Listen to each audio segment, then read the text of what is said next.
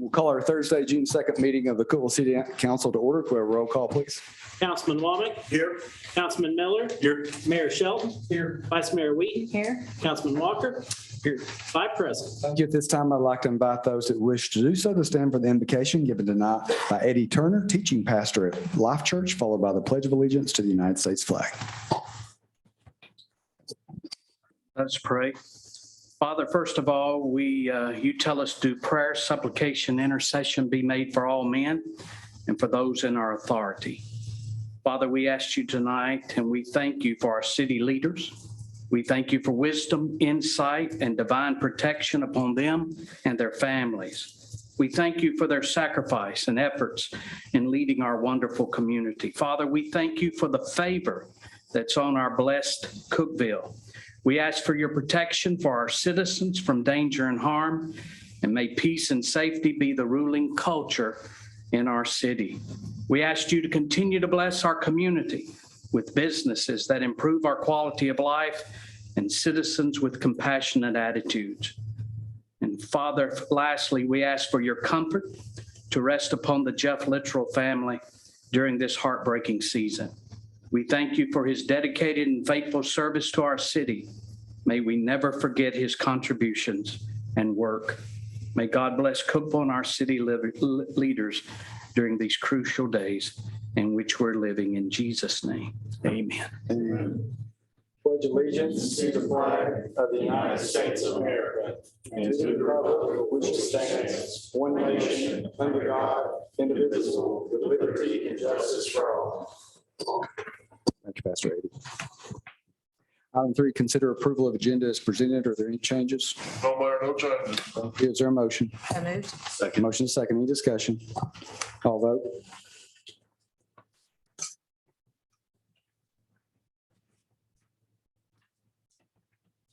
All votes correct.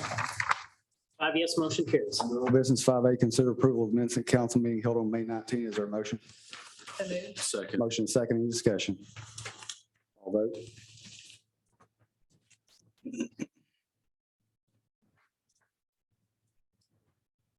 All votes correct. 5 yes, motion carries. The consent agenda 6A set a date 7/7/22 for a public hearing on ordinance 0220615, rezoning of 510 and 520 Ruby Lane, tax map 53, Group B, parcels 21 and 2101 from CR Regional Commercial to CG General Commercial. Is there a motion on the consent agenda? So moved. Second. Motion is second. Any discussion? All vote.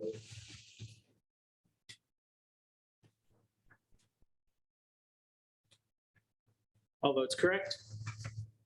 5 yes, motion carries. Thank you. Under new business, 7A, hold a public hearing, consider on first reading ordinance 0220508, rezoning of 115 and 125 West First Street, tax map 53B, Group K, parcels 11 and 12, from CL Local Commercial to CDD Central Business District. Mr. Ward. Thank you, Mayor and Council members. Here's a general location of the properties under consideration. Here's a site map of the 2 lots. There's an aerial view. And our existing zoning, the entire area proposed for rezoning, including street right-of-ways, contains approximately 0.55 acres. The properties are currently zoned CO Local Commercial, as are adjacent properties to the north and west.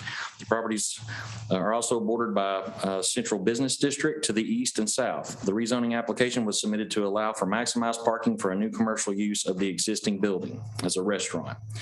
The CL district is intended for small and moderate-sized offices, personal business services, and general retail businesses serving the general population of the city. The parking requirements for the CL district require landscape strips as defined in section 208 of the zoning code that require landscape yards shall be established along all abutting streets within required front, side, or rear yard setbacks. The minimum width of landscape yards are 10 feet exclusive of curbing. The CBD district with complementary offices and related uses forms a center for commercial, financial, professional, governmental, and cultural activities for the city. Section 208.58 of the zoning code exempts the CBD from landscape yards required in the CL district. The existing structure at 115 West First Street has characteristics of the central business district. The building is non-conforming to all setback requirements of the current CL zoning designation, as the structure occupies the entire lot. The property has no available parking to support a commercial use. The petitioner has acquired the vacant lot adjacent to the existing building to the west at 125 West First Street. The vacant lot would be utilized for parking to support a commercial use in the existing building. Rezoning the property to CBD would eliminate the landscape yard requirement and would permit additional parking spaces to be constructed on the vacant lot. The future land use concept element of the Cookeville 2030 plan depicts this area as best suited for local commercial uses. The CBD zoning district is compliant with the future land use designation. Now, this is a survey that was submitted with the rezoning application, and here is a preliminary design of parking. The request has been submitted to try to maximize parking on that vacant lot adjacent to the building. Got some aerial views. This is looking back to the east. That's looking to the north. Back to the west, and looking to the south, and here's a view of the property.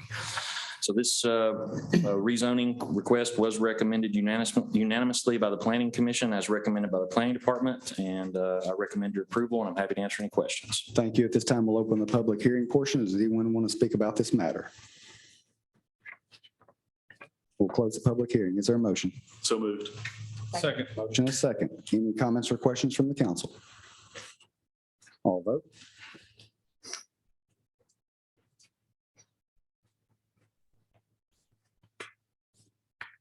All votes correct.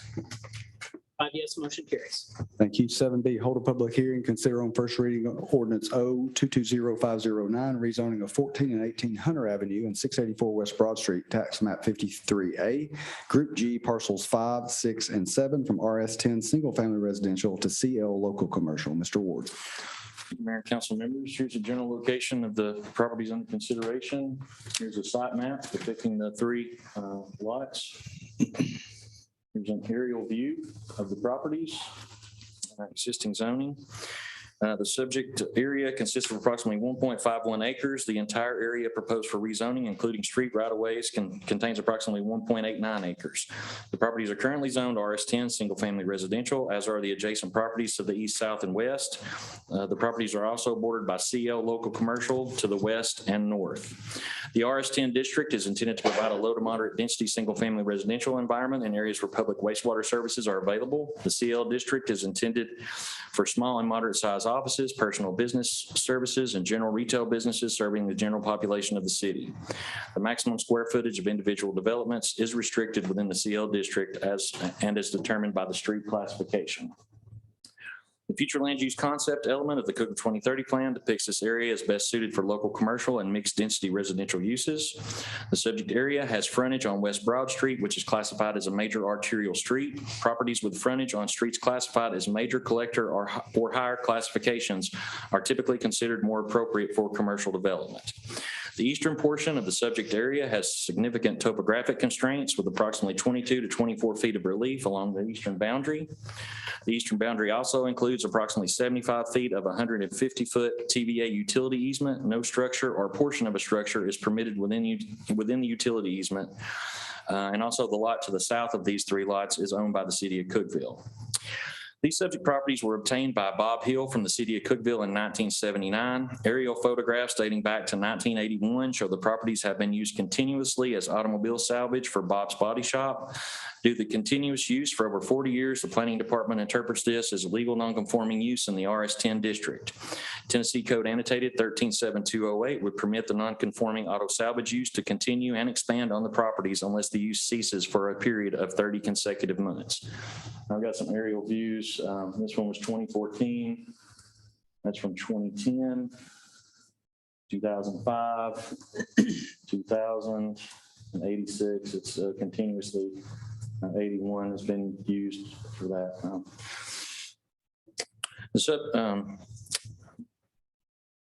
The utility easement provides a significant buffer from the properties to the east. In the opinion of the planning department, rezoning the property for a use that would be conforming in the CL zoning district would have less impacts on the surrounding properties than if automobile salvage continued or expanded on the location. The petitioner has stated that he that he plans to continue to remove the automobile salvage yard from those properties, combine those 3 lots into 1 lot, and market that for commercial development. Well, here's some aerial views of this site.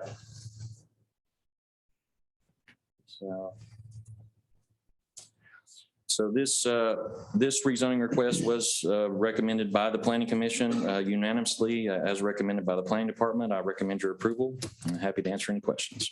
Thank you. At this time, we'll open the public hearing portion of the meeting. Do we have anyone that would like to speak about this matter? Yes, sir. If you'll come to the lectern and identify yourself. Yes, sir. Mr. Roberts. Hello, City Council. My name is Scotty Roberts, retired city employee. Most everybody here knows me. Sad to hear about Jeff Littrow. I want to say that first of all. Worked with him for many years. I'm not here to complain or oppose to what's going on with the property here. Just have a couple of questions. My aunt lives right next door to the city lot. Mary Roberts Wester, W-S-T-R. Her husband Charlie passed away not too long ago, but she's my only living aunt. But anyway, when this happened years ago, and I have no problem against anyone, I traded with Bob's and Bill, know them all, they all know me. Years ago, my uncle and my aunt came to the city about the lots with the junk cars there. Junk property in a residential neighborhood. Didn't get any answers, so my aunt has talked to me several times. And she's told me, I've told Charlie to go buy the lot next door or there'll be junk cars parked next to us. The city's not going to do anything. It's part of history. Okay. So my next question is, the lot that the city owns, is it for sale?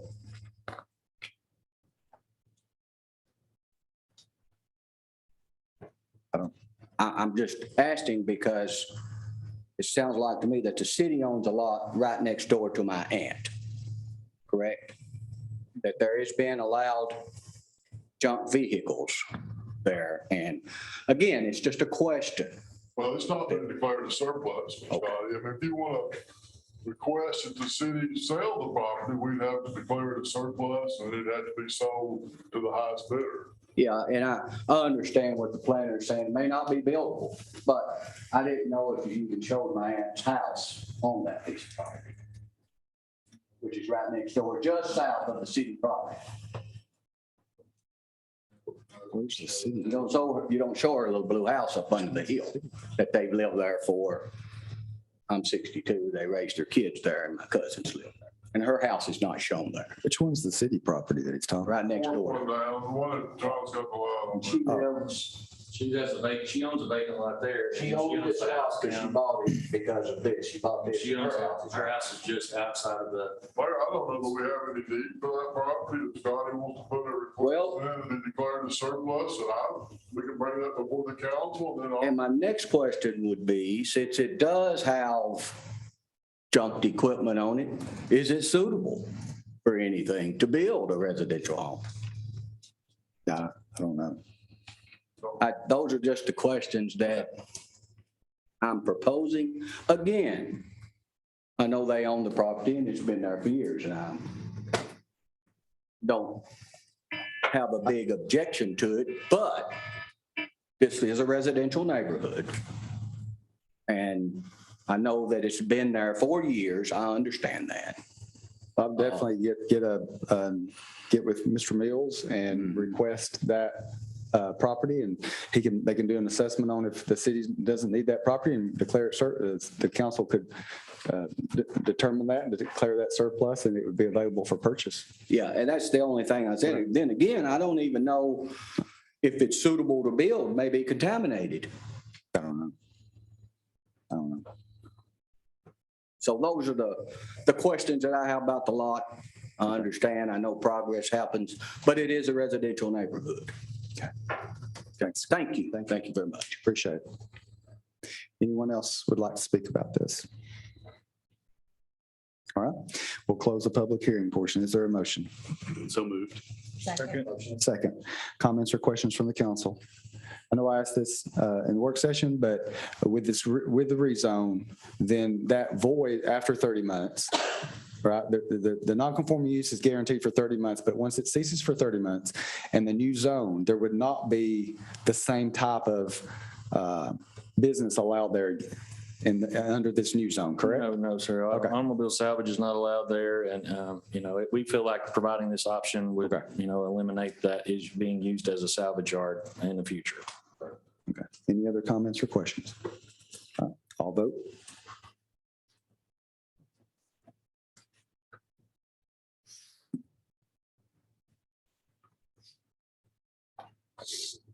All votes correct. 5 yes, motion carries. Thank you. C, hold a public hearing, consider on first reading ordinance O220610, providing a tax levy for the city of Cookeville, Tennessee for the fiscal year ended June 30, 2023, providing means for the collection of revenues and establishing the due dates and delinquency dates for property taxes. Ms. Emmel. Council members, this ordinance will establish a tax rate for the 2022 property taxes for our fiscal year 23 budget. No tax increase is proposed in the ordinance. Let me repeat that. No tax increase is proposed in the ordinance. The tax rate will remain at the current 82 cents. The ordinance allocates 58.81 cents to the general fund, 12.42 cents to the transportation infrastructure fund, 3.31 cents to the general obligation debt service fund, 3.31 cents to solid waste fund, 3.31 cents to economic development, and 0.84 cents to the quality of life fund. This allocation is slightly different in that I'm restoring the allocation to the economic development fund. 2 years ago, we actually took a penny from them to the general fund in facing the unknown with the pandemic. So the general fund is doing very strong, so I'm restoring that allocation to the economic development fund. So this estimated property tax is supposed to bring in $9,398,350. That's net of a 5% allowance that we budget every year for the first year collections. And I'm using an estimated penny rate of $114,000. This slide shows you the history of the penny rate. Since 2011, the penny rate was $68,630. Last year's actual is $110,570. That's an increase of 61% over 10 years. And again, I'm using $114,000 in my estimated for property taxes for this next year's budget. This slide gives you shows you how the city's tax rate compares to other cities in the state of Tennessee. And you can see we're in the bottom half of the slide. And they are using the new census census population data. And then this slide, we had showed you at the work session, this is a history of what our tax rate has been since 2008. And the 82 cents is lower than it's been from 2008. It was 87 cents.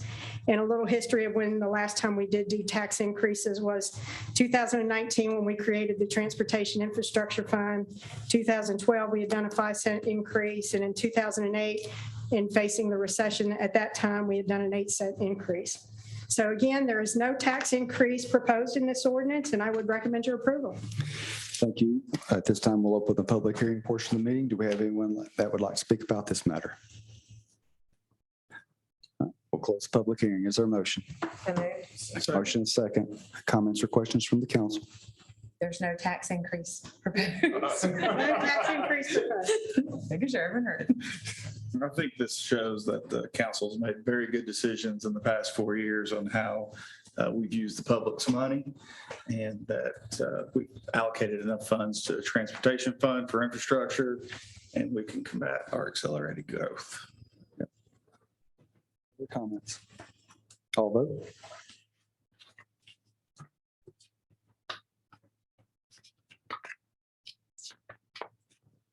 All votes correct.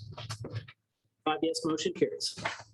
Thank you. 7D, hold a public hearing, consider on first reading ordinance O220611, authorizing appropriations for financial aid to public service, nonprofit, and charitable organizations for the fiscal year ended June 30. Ms. Emmel.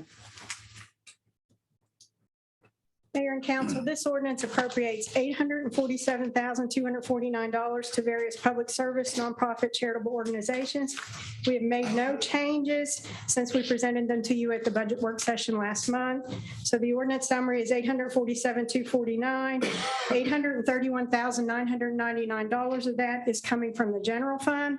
$15,250 is coming from the utilities. Further breakdown is $712,249 is for our governmental partners, joint ventures, and $135,000 is for true nonprofits, and those recommendations are based on the nonprofit committee. So for our governmental entities and joint ventures, and this is the biggest one, is $367,300 to the Putnam County Library, $55,000 to Cookeville Senior Citizens, $35,000 to the Upper Cumberland Regional Airport, $130,000 to the Putnam County Chamber of Commerce, and $50,000 of that is designated to the Highlands Partnership, $25,000 to Workforce Development, and $25,000 is designated to the Visitors Bureau. $25,400 for the Emergency Management Agency, $50,000 to Cityscape, with $20,000 of that restricted for the Cookeville Fall Fun Fest, $43,149 to the Tennessee Rehabilitation Center, and $6,400 to the Tennessee Central Heritage Rail Trail Authority. So the rest of the ordinance are true nonprofits, and we had an application process this year. We received 20 applications. The nonprofit committee met 3 times, and they have made the recommendations on here for allocation. We gave them $135,000 to allocate. That's an increase of 9.3% over what we did this year.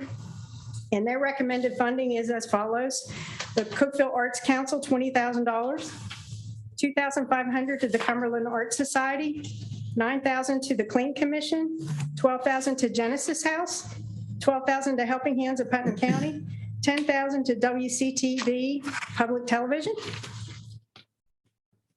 $6,000 to the H.G. Stevens Center for Child Abuse, $6,000 to Kids Putnam, Inc., $15,000 to the 13th Judicial District Recovery Court Program to be used exclusively for drug court and veterans treatment court, $6,000 to the Upper Cumberland Child Advocacy Center, $5,400 to the Court-Appointed Special Advocates Program, $1,500 to the Veterans Honor Guard, $10,000 to the Upper Cumberland Family Justice Center, $3,000 to the Putnam County Imagination Library Program, $3,000 to Cookeville Impact, Inc., $7,500 to the Viz Foundry, $2,500 to the Cookeville Rescue Mission, and $3,600 to Manna Hannah's Riding Center. Again, the total appropriation in the ordinance is $847,249, and I would recommend your approval. Thank you. At this time, we'll open the public hearing. Do we have anyone that would like to speak about any of these matters? We'll close the public hearing. Is there a motion? So moved. Second. Motion is second. Any comments or questions from the council? I would like to thank the citizens that volunteered for the committee and for you and Melinda for heading that up and being able to donate that much to the nonprofits in the area. Yeah, thank you. Any other comments? All right, I'll vote.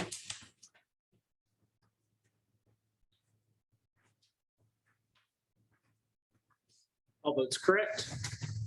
5 yes, motion carries. 7E, hold a public hearing, consider on first reading ordinance O220612, adopting the annual budget for the fiscal year beginning July 1, 2022 and ending June 30, 2023 for the city of Cookeville, Tennessee. Ms. Emmel.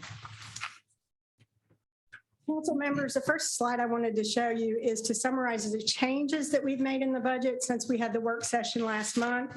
In the general fund, we are increasing non-recurring capital by $60,000, $50,000 for a maintenance project at Cane Creek Park, and $10,000 we're adding to the rescue fire truck that we're rolling forward to the new year. And in the quality of life fund, we increased the funding for the pickleball courts from 3 courts to 6 courts. And in the transportation infrastructure fund, we've identified 3 pay-as-you-go projects that we've included in the budget for a total of $805,000. So our number one priority in preparing our budget this year was addressing our employee pay. So we are proposing increasing the pay scales upward 12%. And then we're proposing market adjustments, the greater of the amount to get to the new minimum. or $4,576, or $4,680 for fire to all full-time employees, all grades, not to exceed the range maximum. And that equates to $176 per pay period for employees and $180 per pay period for fire department staff. This budget also includes a merit pay based on the annual employee's performance evaluation of up to 2%. This budget also includes funding for longevity pay. And it also funds 12 new positions, 11 in the general fund and 1 in water quality control. And we have 2 part-time temporary positions that we're proposing moving to full-time, 1 in the solid waste department and 1 at the animal shelter. And it proposes 1 new part-time position in customer service. So we're going to jump right into the general fund. The general fund, we're proposing reoccurring revenue and transfers in of $32,664,782. Operating expenditures and recurring transfers out of $31,622,581. The governmental support joint ventures and nonprofits of $831,999 that we just addressed in the previous ordinance, leaving an operated surplus of $210,000. Then we have non-recurring capital expenditures budget of $2,937,000. Transfers out of $1,500,000 and non-recurring revenues of $1,140,000. And that's the ARP funds and the LPRF grant that Leisure Services received. So the total deficit in this budget is $3,087,249. We're projecting to start the year with a fund balance of $31,215,000. So that'll reduce our fund balance to $28,128,000, which is still 87% of our operating expenditures. So it's still a strong, healthy fund balance. So as I mentioned, our revenue is $32,558,000 with transfers in of $106,400.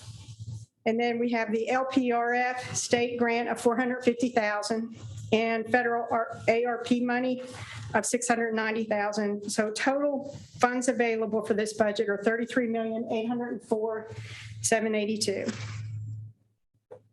And this shows you how it breaks down between categories. Your $33,804, the majority of that, 88% of it is local taxes. $29,692,000 is local taxes. That includes property taxes, sales tax, business tax, liquor tax, beer tax. All the local taxes are in there, and that's 88% of our revenue. This shows you a breakdown of our revenue by category. Again, our biggest amount there is local option sales tax at 52% of our operating budget. So we are highly dependent on sales tax. The other one is property tax, which is 20%, and that's actually down from last year. Last year it was 22%, but again, I'm reallocating a portion of that back to the Economic Development Fund. And sales tax last year was actually 51%, and the year before was 49%. So it continues to grow as its portion of our budget. And we already talked about property taxes, so I'm just going to talk about sales tax now. We're estimating to finish this year with $17,240,000 in sales tax. You can see the growth since 2012 there. We're budgeting next year growth on what we estimate to finish this year of just 1%. So we're budgeting next year $17,413,400. There is a 2-month lag in sales tax. The businesses pay it to the state, and then the next month, and then the next month we get it. So from July to March of this year, sales, we're running 11.3% higher than prior year. So, and I know they're talking about a recession. We had a recession back in 2008, 2009. And another reason we're doing the 1% is because, you know, the economy may start slowing down. That's what a lot of people are saying.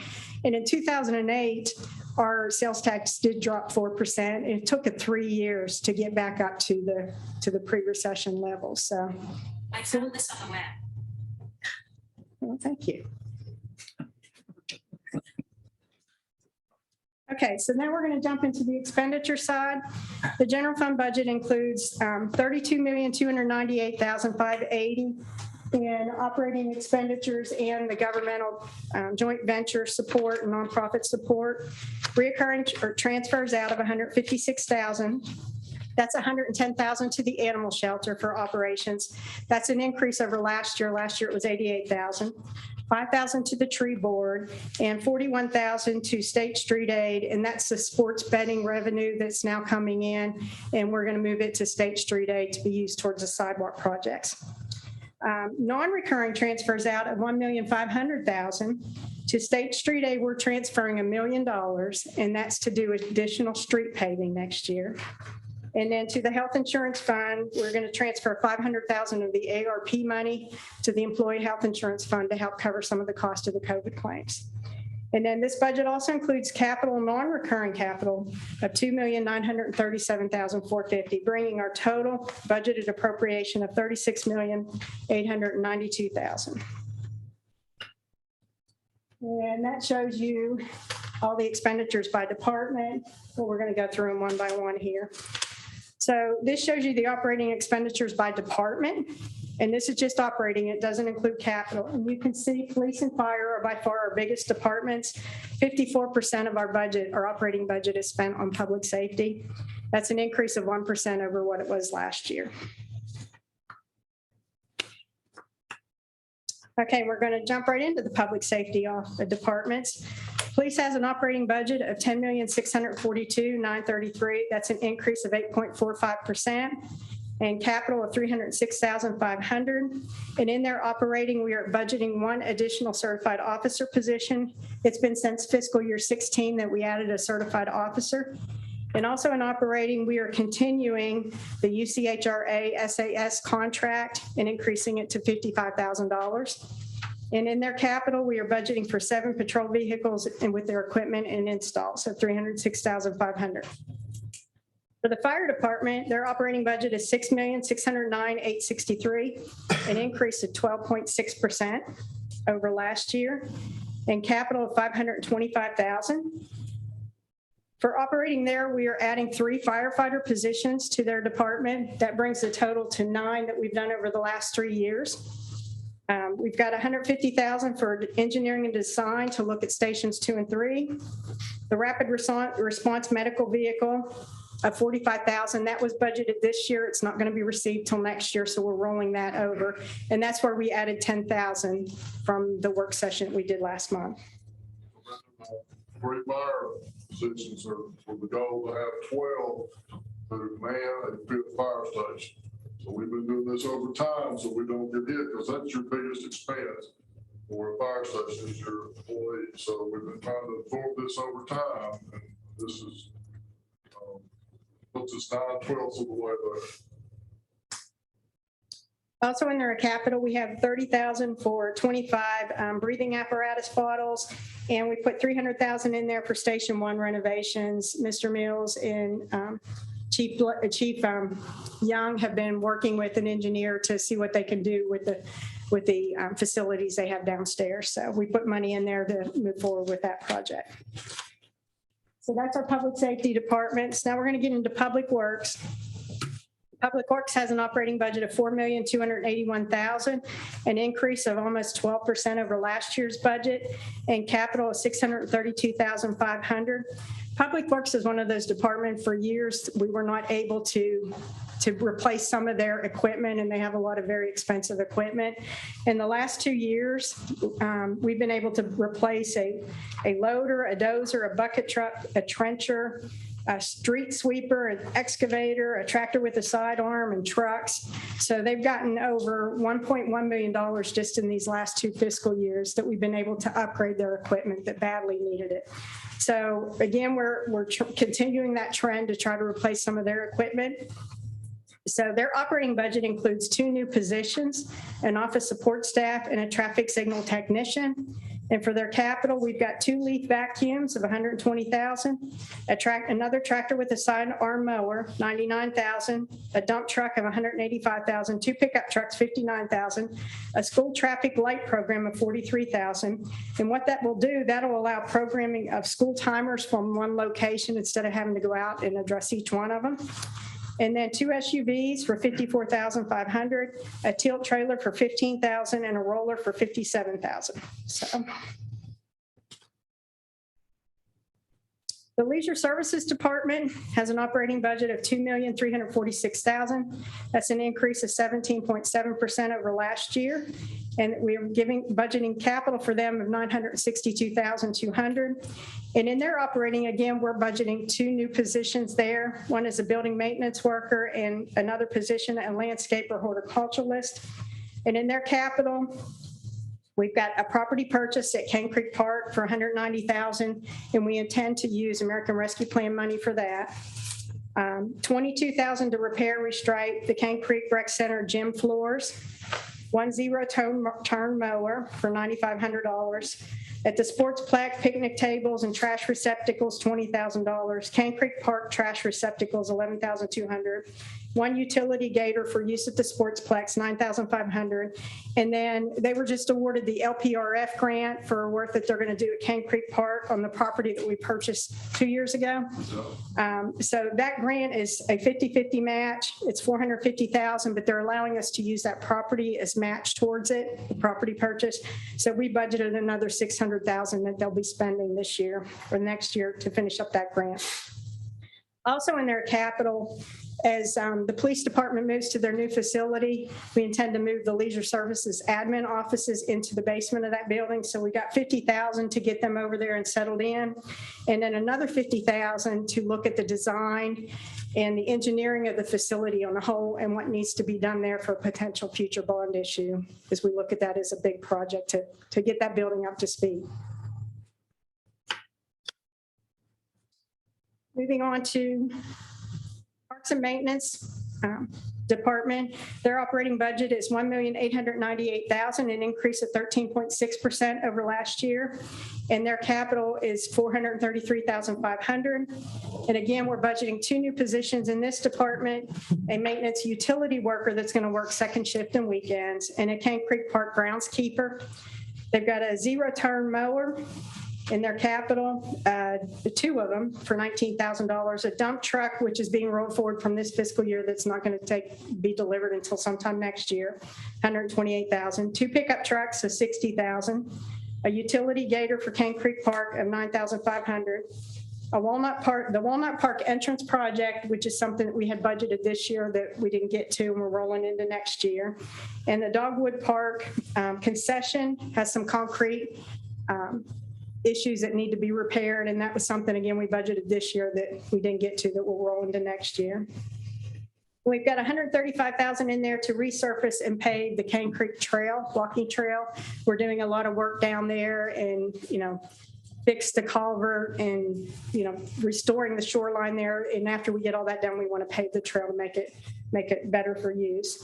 And then this $50,000, the Cane Creek Park Maintenance Project, that's the addition that we added since we had the work session. And that's going to be used to help clean up Cane Creek Park. We've got a lot of trees that were taken down and cleaning up, and wanted to do all that before we got in there and finalized and paved everything so that we get it all done at one time.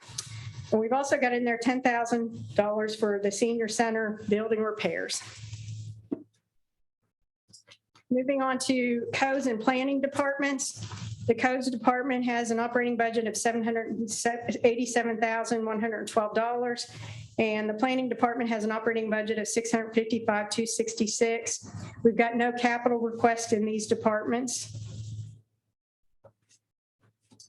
And the general department has an operating budget of $4,245,908, an increase of 5.53%. And the capital here is $77,750. And this department has 1 new staff position budgeted in the operating part. And in capital, we've got $25,000 to repurpose the downstairs, and City Hall foundation repairs. We've got some foundation issues on the front side of the building here on the fire department side that we need to address. And then we've got some software for $11,000, new software that's going to be cost shared with the utilities. And then also, I'd already mentioned the transfer to the animal control board of $110,000, transfer to the tree board of $5,000, to state street aid $1 million for paving and $41,000 of the sports betting money. And then to the Employee Insurance Fund for COVID claims, $500,000 of the American Rescue Plan money. And this slide basically summarizes all the capital. Again, capital of $2,937,450, but we've got some American Rescue Plan Fund money that's going to offset the property purchase at Cane Creek Park, and then the LPRF grant of $450,000 that'll help offset the $600,000 of the grant expense there. And then the two new things we added, the response vehicle under the fire department is $10,000 more than what we had showed you last month. And we added the Cane Creek Park maintenance project at $50,000, doing the tree cleaning and cleanup there. So that's the general fund. Again, summarize operating surplus of $210,000. But over, when you add the non-recurring capital and revenue, we have a deficit of $3,087,249, reducing our reserves to $28,128. I'm going to jump into State Street Aid. It's projected to have a fund balance of $1,495,000 to start the year. We're budgeting revenue of $5,470,000 and transfer in of $1,041,000 and expenditures of $7,356,305, thus reducing the fund balance there by $844,000, leaving a fund balance of $650,779. The revenues, the gas tax from the state share gas tax is put in here, and that's about $1.2 million of it. The rest of it is grants. We have 6 TDOT grant projects that we've got working on right now. 4 or 5 of them, or 4 of them for sidewalk projects. You're very familiar with Spring Street, phase 1 and phase 2, the TTU sidewalks and the interstate drive sidewalks. So those are accounted for in here. And then in the expenditures of $7,356,000, you see there resurfacing and paving. We're going to do paving of $1,825,000. That's $1 million more than we've done in the last 2 years. We typically do about $825,000. And remember, we just added another $600,000 this year. So $600,000 this year, the extra $1 million next year, the 1.6 is what we typically do in 2 years. We're going to do 1. So.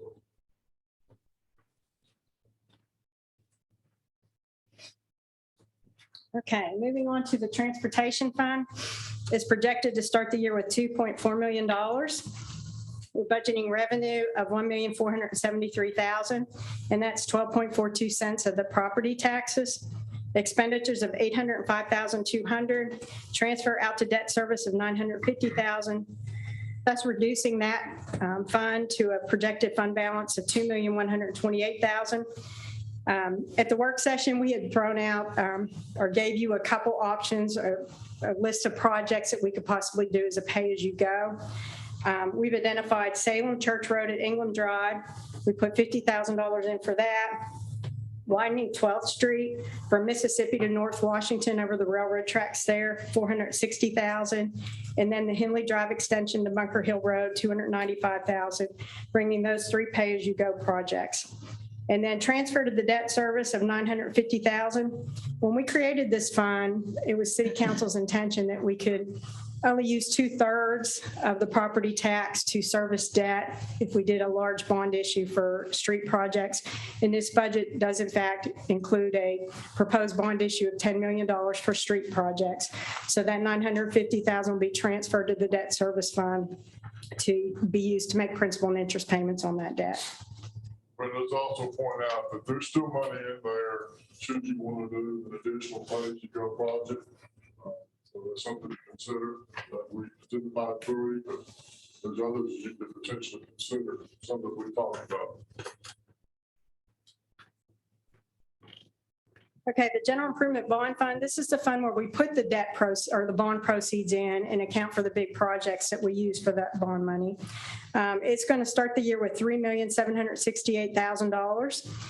We've got revenue in of interest on the account of $3,000. And as I'd mentioned, a bond proceeds of $10 million and expenditures of $13,264,000, thus reducing this projected fund balance to $507,000. The expenditures there, I'm rolling $50,000 for the new police headquarters, just in case there's some things that don't get wrapped up by June 30th. We've got some money in there to pay it after the year end.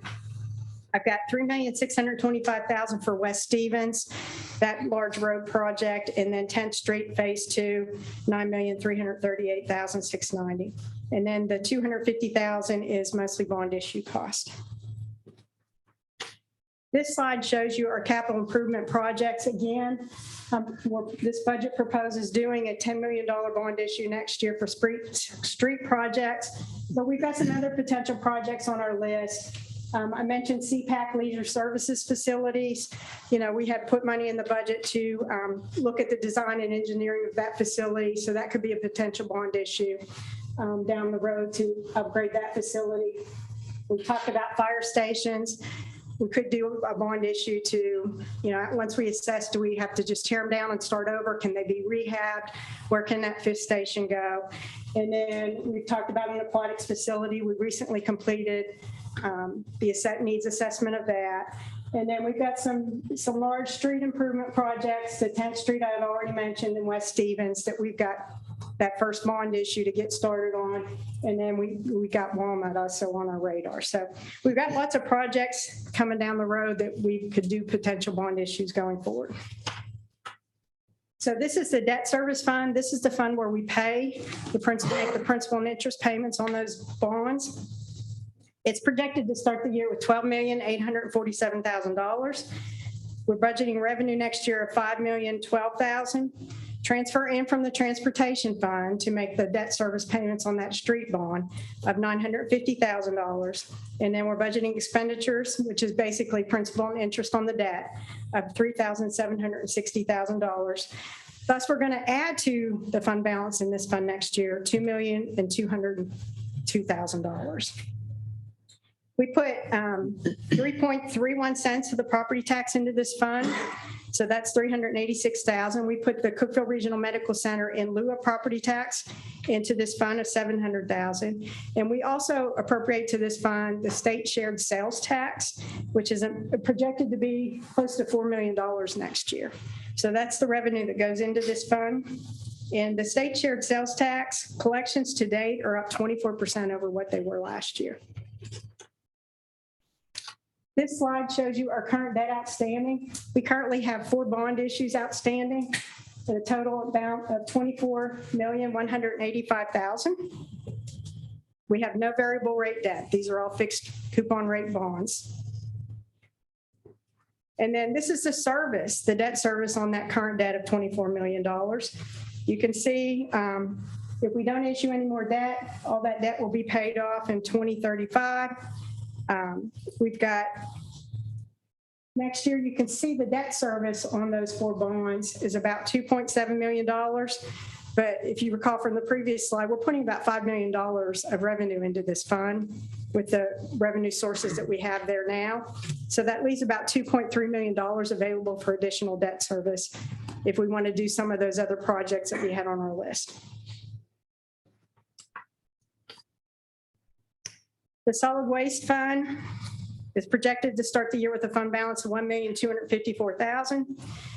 We got revenue in there, charges for services of $1,886,000, and property taxes. We put 3.31 cents of the property tax into there.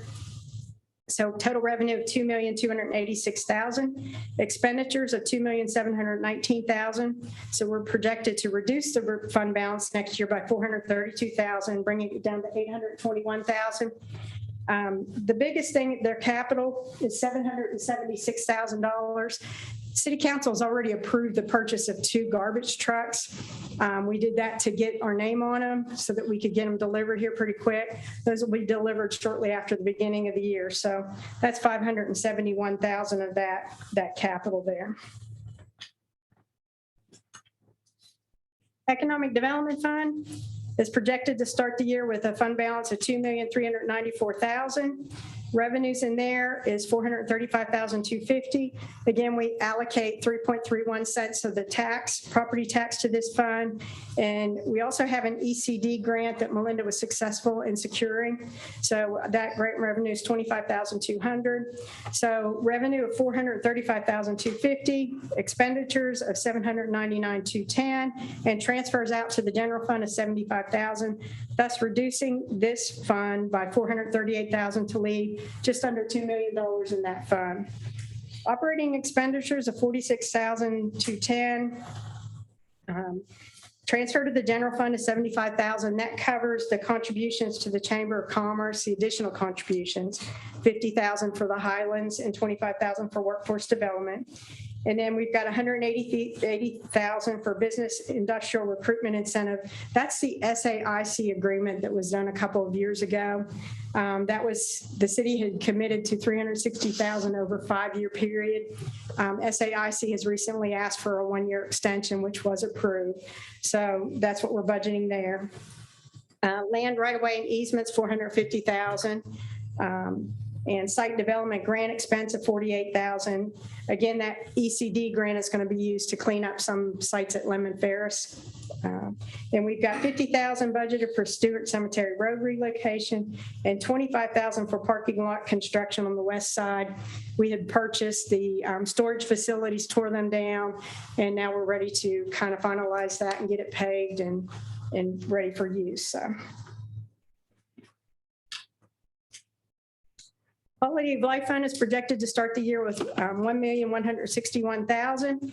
We've got revenue budget of $926,788, expenditures of $1,136,000, and transfers out of $31,400, thus reducing this fund by $240,000, leaving $920,979. The revenues for this fund, we put 0.84 cents. It used to be 1 cent pre-certified tax rate.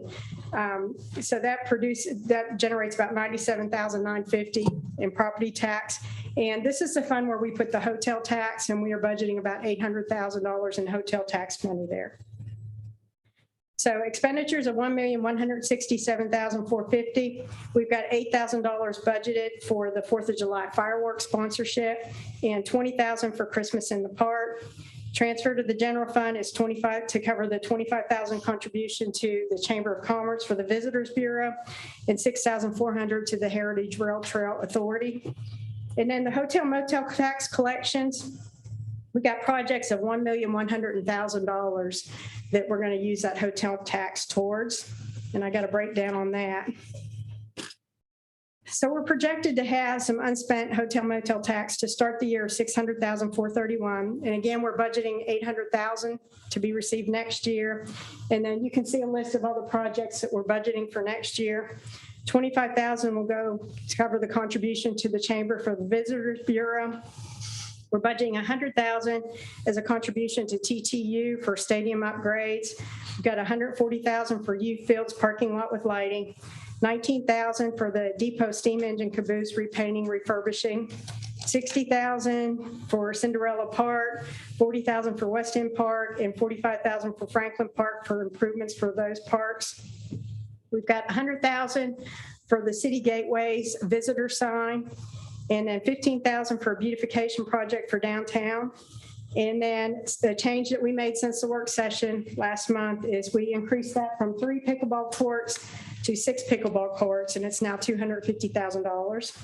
And at Cane Creek Fields, we're replacing 8 scoreboards and the PA system and installing an irrigation system at the Sportsplex. And then we have $200,000 for park enhancements at Cane Creek Park. So that's your $1.1 million planned expenditures of the hotel motel tax. And that'll still leave $300,000 in hotel motel tax that we'll carry into the next year. That money is restricted in how it's to be used. It must be used for tourism or economic development. So we kind of restrict that and make sure that we follow through with that. Employee health insurance fund is the one we talked to you about at the work session. We have some concerns about. It's planned to start the year with $1.9 million in fund balance.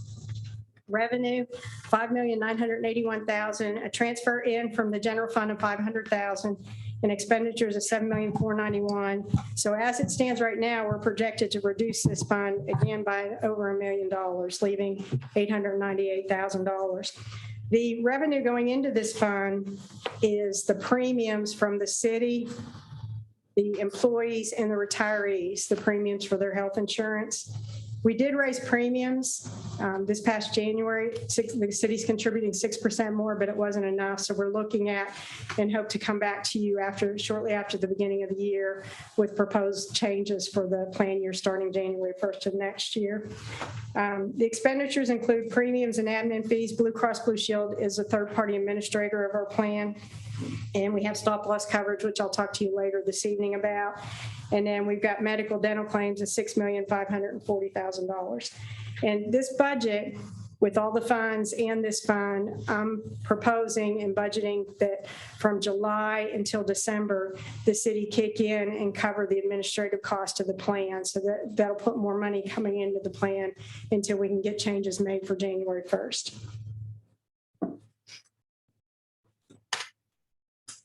Workers' Comp General Liability Fund, this is kind of a internal service fund. It has a beginning balance of $9,941,000. And revenue is $663,000 and expenditure $650,000. And basically what this fund does is we have our insurance with public entity partners, our liability, workers' comp, and we pay those insurance claims out of this fund, and then the various departments reimburse this fund. So it's projected to end next year with $954,000. Drug fund is a special revenue fund. It's projected to start the year with $316,000. We're budgeting revenues, which is primarily fines and forfeitures of $46,500 and expenditures next year of $241,500, thus reducing this fund balance by $195,000, leaving it just over $121,000 there. And the expenditures next year, we're budgeting $20,000 for drug investigations and $200,000 for a command trailer. I think the chief had spoke to you about at the work session, and a crash data retrieval tool of $8,000 and an additional K9 police dog of $8,000. And hang in there, we're almost done. The tree board fund is going to start the year with $8,836. Budgeting revenue there is $7,600, including transfers in from the general fund of $5,000. Expenditures of $10,300, thus reducing that fund balance down to $6,136. This $10,000 in expenditures includes $5,300 in operating and $5,000 for grant expenditures. They're very good to apply for a grant every year and get some money that they can use to plant trees around the city. Animal Control Fund is projected to start the year with $1,598,000, revenues and transfers in of $498,250, and expenditures of $499,558, thus reducing that fund balance just slightly to $1,597,000. We have requested governmental contributions. The local governments are very good to support the animal shelter. We're increasing the contribution the city is making. We've done $88,000 the last couple of years since the new shelter opened.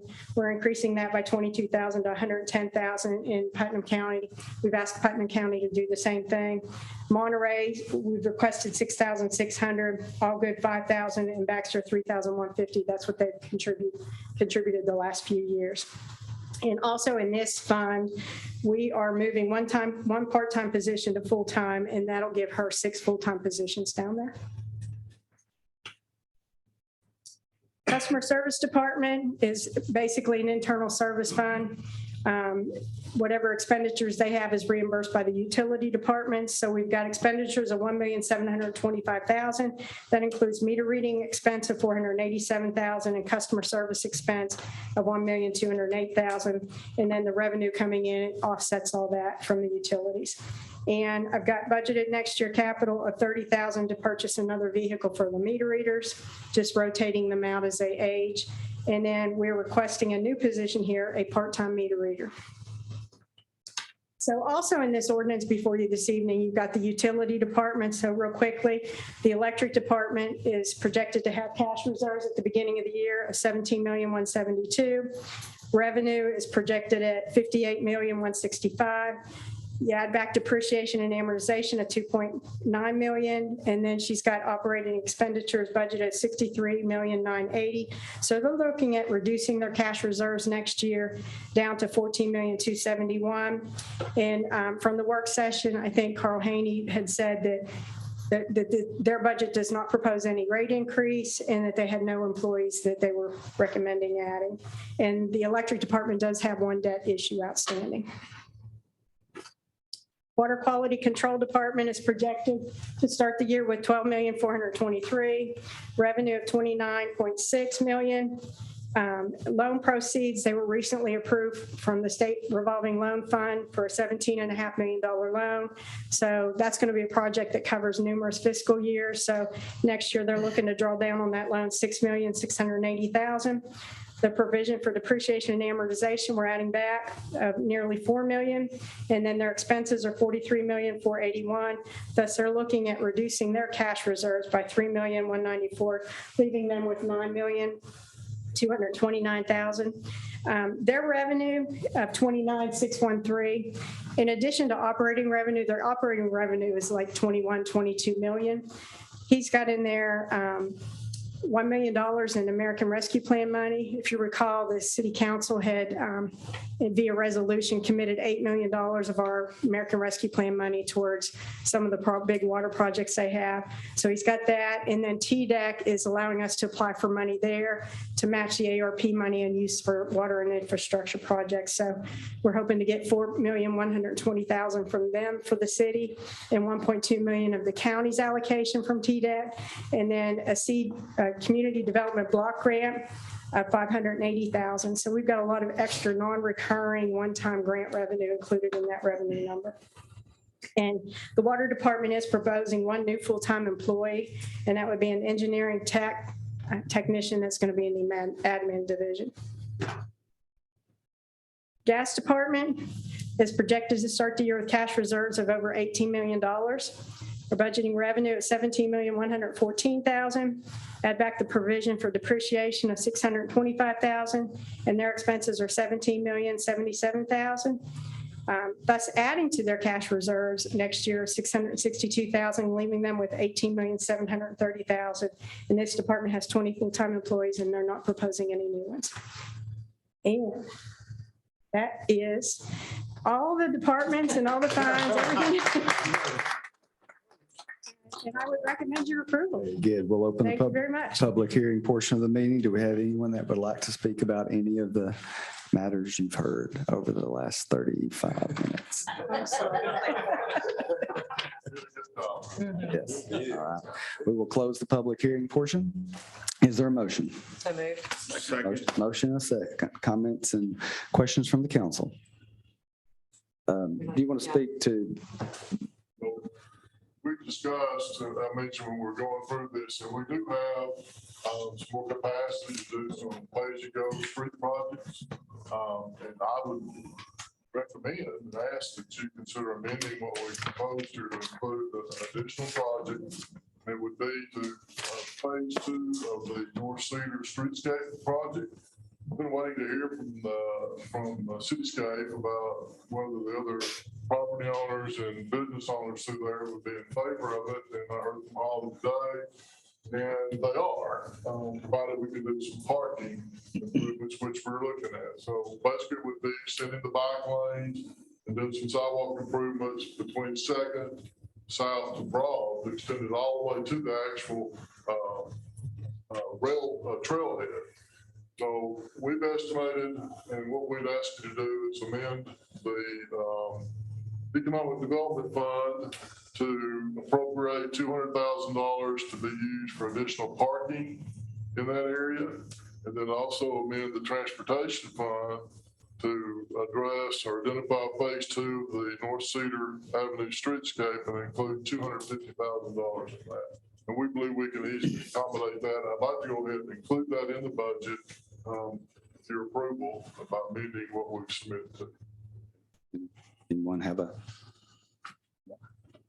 Okay, so we'll amendment to appropriate from the Economic Development Fund $200,000 for this project and amend the Transportation Fund for an additional pay-as-you-go, Phase 2 Cedar Avenue for $250,000. I'll make that in the form of a motion. Is there a second? Second. Motion is second. So now we'll speak strictly to this amendment to the motion. Does anyone have any, or amendment to the original? Does anyone have any comment on that? All right. So all vote on the amendment to the original motion.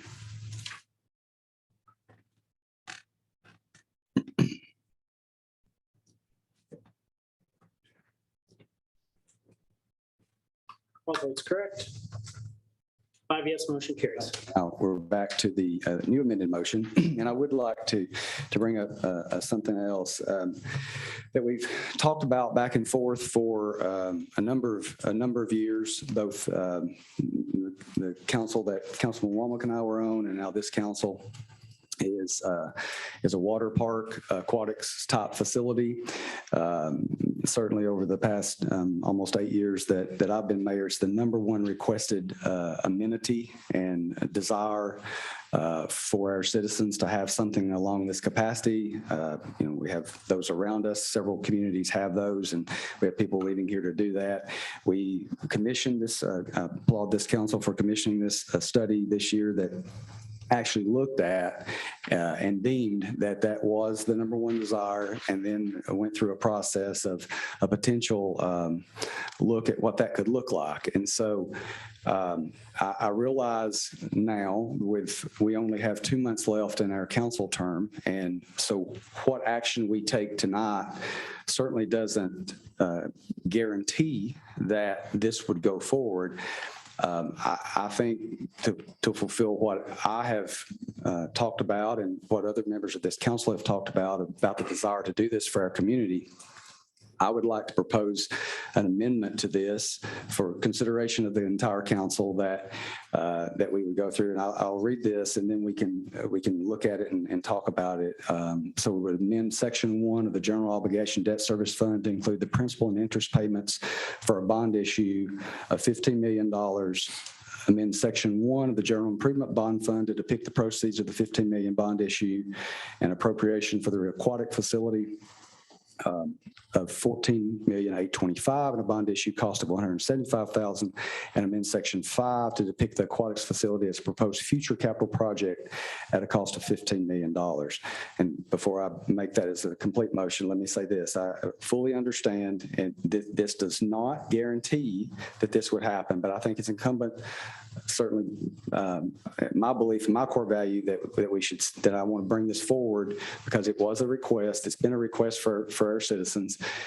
Whatever we do here tonight, if it does pass, it doesn't mean it would happen, but it puts it on the books. It puts it there ready to go for the next council to move forward with it. Land would have to be purchased. A full design would have to be done, and then those kind of things. So I make those things that I just said in the form of a motion. I'll second it. Okay, we've got a motion and a second. We'll open it up for comments from the council based on this amendment, proposed amendment. This has been one of the number one issues that citizens have brought to my attention, and I really am excited about this project, and hopefully we can move forward with it in the future. Any other comments? I'd just like to reiterate the mayor's comments that this is certainly something that,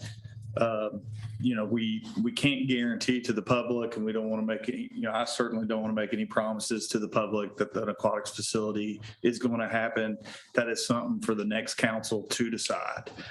We certainly are leaving debt service capacity to do any major projects, whether it be an aquatics facility and more, or other facilities that the next council will decide on. And I'm happy to go along with this symbolic measure. Yeah, this does not keep us from doing things that we want to do in the future. This just shows that we have a strong budget right now. We've got debt capacity to do projects that the city has asked for and that our citizens have asked for. And moving forward, if the next council decides to do that, they've got the gateway for it, and we'd like to see it happen. Everything, Councilman? The police station took 7 years of planning and construction, and I think an aquatics facility will take something similar to that. So this is just a continuation of something similar that happened to the police station for an aquatics facility for our people here in Cookeville. Any other comments? So we're voting on this proposed amendment to the amended motion. All right, all vote.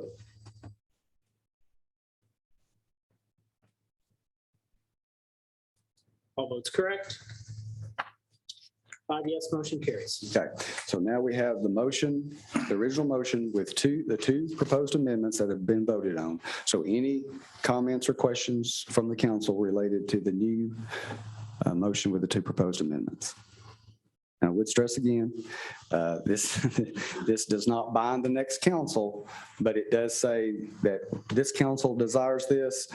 The citizens we know desire this, and so we would hope that the next council would strongly look at this and strongly, and you know, who knows, there may be some property come available that we could actually take action on before to help even make that go further. So we'll see what all happens. So any further comments? Mr. Mayor, Yes. I'd like to say that I think we've left the city on firm financial ground Absolutely. for the future council. I think that's a great accomplishment by this council, and we are in a position to do many more projects. We've got debt capacity, and we certainly haven't raised taxes this year. So Yeah. I am proud to sit here and put forward this budget. Even if this goes, even if the next council does this, it would still leave $10 to $15 million in capacity to do other projects. So that's very well done. Yes. And I would like to thank James and Brenda for really working diligently to help our staff. Like, I can't, 30-40% increases over the last 4 years for our staff, so we can retain them because we've got a wonderful, our employees are wonderful here. So thank you very much. Well, we want to thank you guys for that. I know our employees do. So very fine. All right. Any other comments? All right. All vote.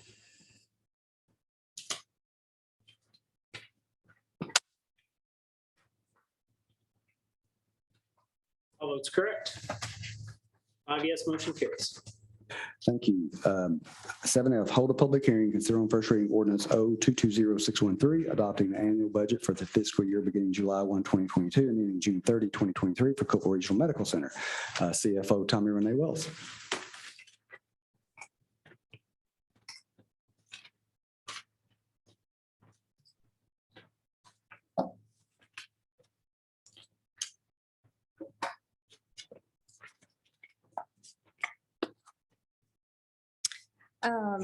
Thank you, council members. I'm here tonight to bring forth Cookeville Regional Medical Center's budget for FY 2023, which was unanimously approved by our Board of Trustees and was presented in a work session with the City Council.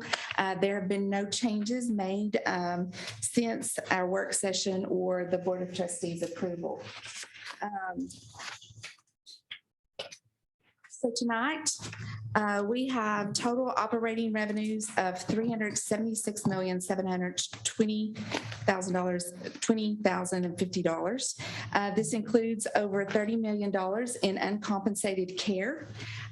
We also have $359,182,000 in operating expenses. Included in these operating expenses are over $7 million of wage increases that we have done for our staff to retain our employees over this last fiscal year, which will be continuing into this upcoming fiscal year. Another large component of our budgeted expenses include supplies, and the majority of those supplies and the increases is in our pharmaceutical category and our surgical instrumentation for new surgeons that we have coming on in next fiscal year. There are about 5 to 6 new surgeons, physicians that we anticipate coming to our medical center. So we are anticipating a net income of $7,132,000 for next fiscal year. This is a 3.56% operating margin for our facility. We also have capital expenditures this year, department capital of $13,687,964. A couple of items making up that capital expense is a CT scanner of $1.75 million, a neurosurgery navigation system of $1.5 million, and we have to replace our secondary and primary data centers at our facility at $1.1 million. The next item there is for expansion and renovation of $7,135,818. And the majority of that, $5.8 million of that, is to renovate the 5 west and 4 west wings of our hospital, in particular to bring in our hemodialysis in-house. As you can see here, as we said, $5.8 million for the renovation of those 2 floors. The next, and that concludes everything. We have presented also just all of the items. I believe that is in a packet that you have. And I would recommend your approval of this budget for Cookeville Regional Medical Center. Thank you. At this time, we'll open the public hearing portion. Do we have anyone that would like to speak about this matter? We'll close the public hearing. Is there a motion? So moved. Motion is second. Any comments or questions from the council? I do want to thank the hospital for putting a priority on paying the staff and the benefits and the creative ways y'all try to find to retain the staff. I'm sure they will really appreciate it. Thank y'all. As well as I appreciate all the hard work you put into this budget. Thank you very much. Any other comments? All right, I'll vote.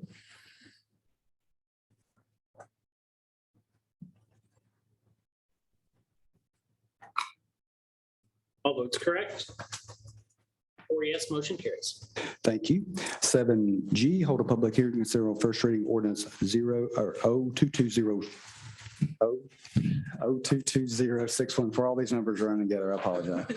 Amending the budget of the general fund and economic development fund of the city of Cookeville, Tennessee for the fiscal year ended June 30, 2022. Ms. Emmel. And can we just say it's the strongest financial are both women. So that's thank you for that. Council members, this ordinance amends the current year budget. We had a couple last minute transactions that we need to appropriate for.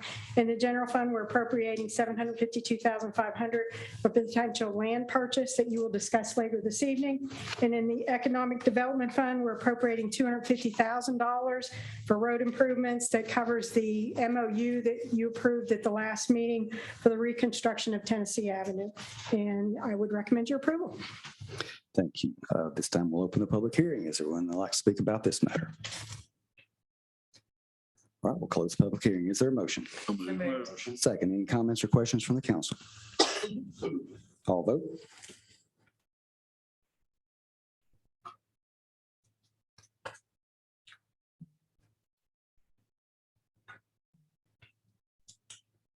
All votes correct. 5 yes, motion carries. 7H, consider authorizing the city manager to execute contract for stop loss insurance coverage. Ms. Emmel. Council members, being self-insured for our employee and retiree health insurance, the city carries stop loss coverage to protect the plan against large claims, both medical and prescription drugs. The current policy expires June 30th. And it is carried with Blue Re, which is a Blue Cross Blue Shield company. We've been with Blue Re since 2015. The current coverage has a specific attachment point of $160,000 and an aggregating specific deductible of $60,000. We also have a transplant laser of $500,000. We have used the policy and have been reimbursed for claims 6 of the 8 years that we have been with Blue Re. You can see through April of this year, we've been reimbursed already almost $160,000. Last year, we were reimbursed $464,000. That was actually more than we paid in premiums last year. So since 2015 through April of 2022, we have paid premiums of over $2 million to Blue Re and have received reimbursements of $1.2 million. So this type of policy is very important to our plan. So Blue Re has given us 3 options for renewal, and all 3, I'm sorry to say, have increases in premiums. Blue Cross Blue Shield has identified 7 claimants on our plan with ongoing serious medical conditions, and they are projecting significant claims for them. And this made it difficult for any other carriers to even give us a quote on providing this service for us. As you can see from the options, Blue Re is requiring us to keep the transplant laser on there of $500,000. And they are increasing the specific aggregate deductible from the $60,000 that we have now to $105,000 for all the options. And so we are recommending a 1-year renewal with Blue Re using option 2. The specific attachment point will increase to $175,000 from the current $160,000. Premiums will increase from $32.88 to $50.03 for single coverage and from $92.22 to $146.36 for family coverage. The estimated increase in premiums is approximately $247,000 annually, a 57% increase.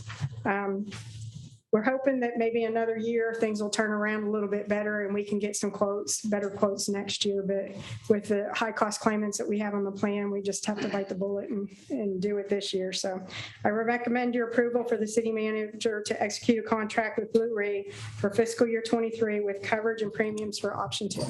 Thank you. Is there a motion? So moved. Motion second. Any comments or questions from the council? All vote.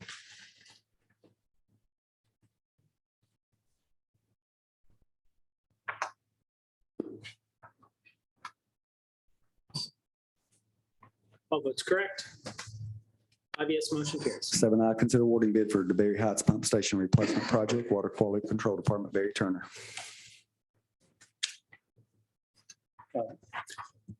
Mayor, members of the council, this project was to replace the DeBerry Heights Pump Station, which was built in 1984 and is entering the end of its useful life. We received 4 bids. And I recommend that we accept the bid from J.S. Heron Company of $1,277,000 as the low bid meeting specs.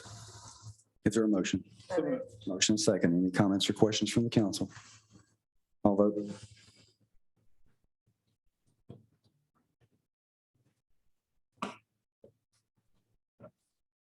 All votes correct. 5 yes, motion carries. 7J, consider approving the construction bid for phase 1 of the multimodal sidewalk project on East Spring Street. Mr. Mayo. Thank you, Mayor, Council. City of Cookeville Public Works accepted bids on April 19th for the phase 1 of the East Spring Street sidewalk project. You can see here on the map the location of this project. It's here in red. Extends from Old Kentucky Road up to Raider Drive, then from Raider Drive down to there in front of the ball fields here where the existing sidewalk now exists. We had one bidder on the project. It was Rogers Group Incorporated. The bid came in at $938,065.90. This was, we had $628,540 obligated for the construction in this portion. This was an overage of $309,526 plus the 5% match for the city of the cost covered for the city to cover the 5% match for the initial bond and overages on the previous right-of-way purchase, and for the engineering to break this out into 2 phases. This leaves a total cost to the city of $469,500. I'd be glad to answer any questions and recommend your approval. Thank you. Is there a motion? So moved. Second. Motion and second. Comments or questions from the council? So we originally had it on the hook for the entire project for about $200,000. This first phase, we're on the hook for $469,500. And we get what Blake chose. That's still less than what it would cost us to do it ourselves. That's the only reason we're recommending we proceed with this. We are evaluating further whether we're going to go with phase 2. Blake's looking at some numbers to make sure that we want to proceed. If we decide not to, we'll be back to you. Phase 2. Any comments from the council? All right, I'll vote.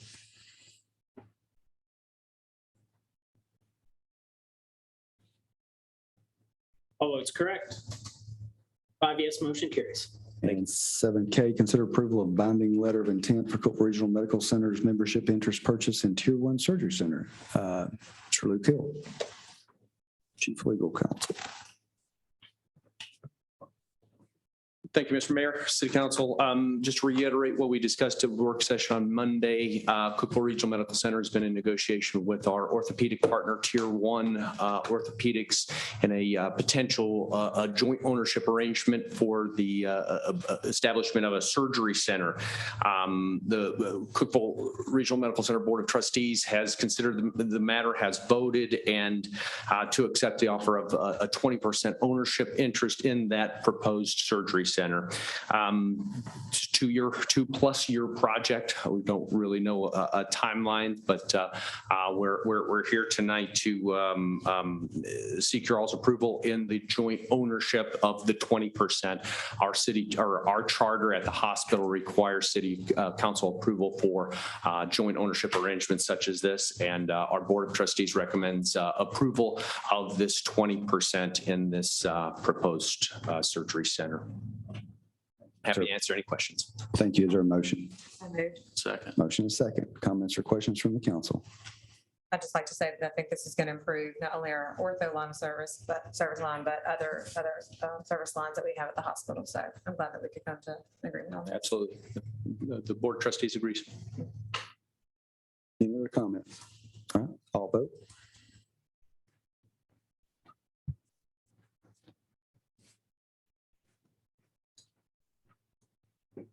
All votes correct. 4 yes, motion carries.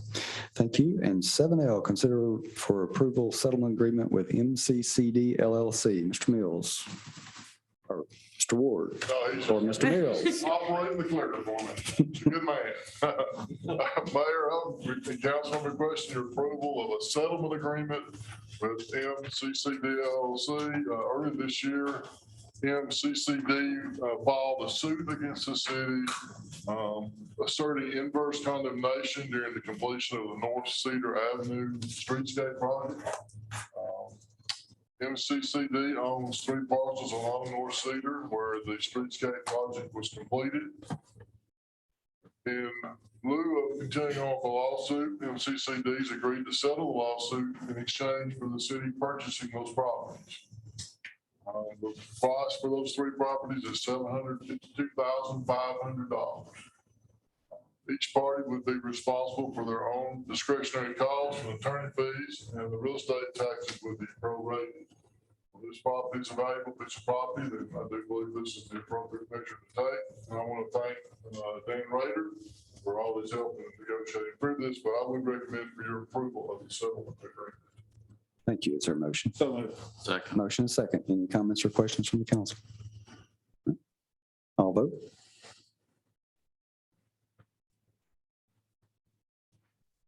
All votes correct. 5 yes, motion carries. Thank you. That concludes our agenda portion. We have time at the end for citizens that want to address the council on non-agenda items. Do we have anyone? No? All right. Council members, anybody have anything? We are adjourned.